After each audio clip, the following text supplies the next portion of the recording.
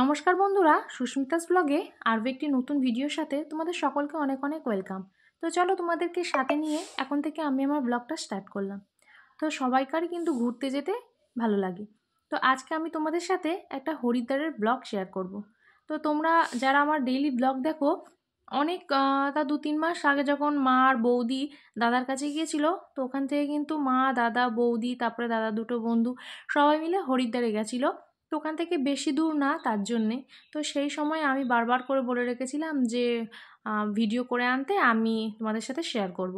তো বলাতে বৌদি কিছু ক্লিপ দাদা ভিডিও করেছিল। তো সেই সময় দেবো দেবো করে আর দেওয়া হয়নি। তো আজকে জানি না হঠাৎ কি মনে হলো এই ভিডিওগুলো আমি কালকে বৌদির ফোন থেকে নিলাম। তো ভাবলাম তাহলে আজকে তোমাদের সাথে আপলোড করে দিই, কারণ আমি কালকে কোনো ভিডিও শেয়ার করতে পারিনি। তারপর ভাবলাম যে আজকেও ভিডিও শেয়ার করব না, আর আজকে কিন্তু 25শে ডিসেম্বর, আজকে আমরা পিকনিক করছি বাড়িতেই সবাই মিলে। তো সেই ভিডিওটাও আমি কাল পরশুর মধ্যে আপলোড করে দেবো। তো এখন দেখো হরিদ্বারে কিন্তু যা স্রোত, আর হরিদ্বারে যেতে কিন্তু সুনিকার বাবার খুব ইচ্ছে ছিল, বলেছিল যে দাদা থাকতে থাকতে সবাই মিলে একসাথে যাবে। তো কিন্তু মা দাদা মা আর বৌদি গেছিলো, এবার মা আর বৌদি আবার কবে যাবে তো ঠিক নেই। তারপর দাদার যদি অন্য জায়গায় পোস্টিং চলে আসে তাহলে তো আর যেতে পারবে না। তাই মা বৌদিকে নিয়ে দাদাই ঘুরে এসেছিলো। আর ওখানে দেখেছো লাখ লাখ মানুষের সমাগম, সবাই গেছে। ওই জলে একবার স্নান করলে তো সবাই পবিত্র হয়ে যায়। আর ওখানকার কিন্তু জলও নিয়ে এসেছিলো বাড়িতে মা আর দাদা। তারপরে ওই জল বাড়ি টাড়ি সব ছড়িয়ে তারপর আমিও কিছুটা কালীগঞ্জে নিয়ে গিয়েছিলাম। আর এখন তারপরে আরও তোমাদের সাথে বেশি ভিডিওটা বড় করব না, একদমই ছোট মানে ভিডিও শেয়ার করব। আর ভিডিওটা কিন্তু দাদা বৌদি তুলেছে, তো যেমনভাবে ভিডিওটা করেছে আমি তেমনভাবেই সাজিয়ে তোমাদের সাথে শেয়ার করেছি। আর এখন যেগুলো তুলেছে, এখানে দাদা থাকে, আর দাদার ওখান থেকে অফিসটা একটু দূরে।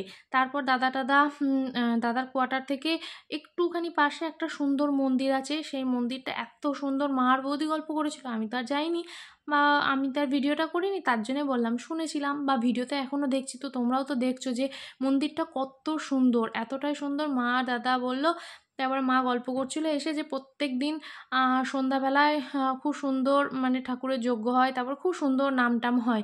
আর এখানে এই যে মহাদেবটা ওখানকার ভিডিও, তো সেই ভিডিওগুলো সমস্ত করেছিল। এবার আমি বৌদিকে বললাম যে তুমি আমাকে পরপরভাবে সাজিয়ে দাও, কারণ আমি তো ভিডিওগুলো করিনি, তাই আমি জানিও না যে কোনটার পরে কোনটা আসবে বা কোনখানে আগে গেছো।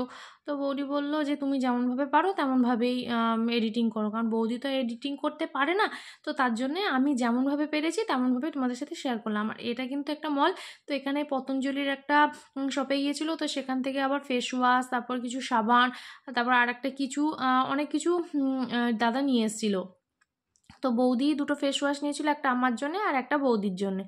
তো এখানকার ভিডিওটাও করে তুলে রেখেছিলো। আর আরও ভিডিও ছিল, তো অনেকটা বড় হয়ে গেছে, তারপর আমি যেতে পারিনি। তো তার জন্য আমি আর তোমাদের সাথে শেয়ার করিনি। আমি একদম পুরো অল্প ভিডিওই, একদম পুরো 4 থেকে 4 মিনিটের ভিডিওটাই দেখলাম যে তাতেই অনেক বড় হয়ে যাচ্ছে। আর যেহেতু যাইনি কি ভয়েস দেবো, ও তার জন্য ভাবলাম তাহলে একদম ছোটোই থাক, ছোটো থাকলেও ভালো। একদমই আজকে ভিডিও দিচ্ছিলাম না, সেই জায়গায় তো কিছুটা ভিডিও তোমাদের সাথে শেয়ার করতে পারলাম। তো তার জন্যে আজকে এই ভিডিওটাই তোমাদের সাথে শেয়ার করে দিলাম।